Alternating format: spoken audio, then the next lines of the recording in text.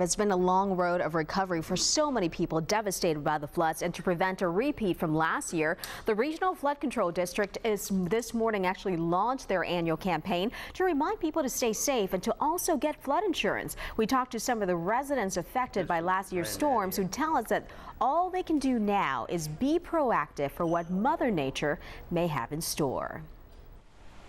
Here in the desert, the roads can go from bone dry to severely flooded in just a matter of minutes. It's not the only one. We got multiple people. Even if you survive flash flood season, the damage left behind can be devastating. This is like emptying the rush hour traffic from I-15 into your driveway on a Friday night. Richard Franklin describing what it was like last September when floodwaters rushed through his backyard.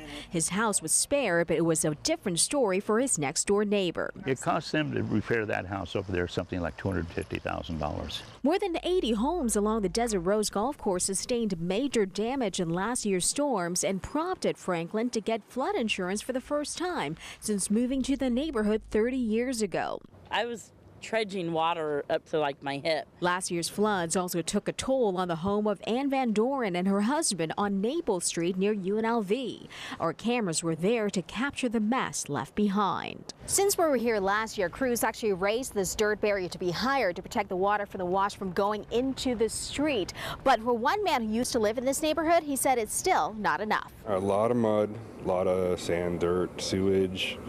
It was pretty gross. Mike Thad, who had lived next door to the Van Dorens, moved across town just a few weeks ago. He says he can't bear to go through what he did last year. I think I estimated about $7,000 worth of items damaged from the water, and I can't afford to replace that. He now hopes that nightmare is behind him as he starts a new chapter in his new home. Flash flood season, by the way, runs from July through September. 2 people died last year. One teenager who fell into the Pittman Wash while playing with friends, and a landscaper who was also swept away by floodwaters at the Desert Rose Golf Course.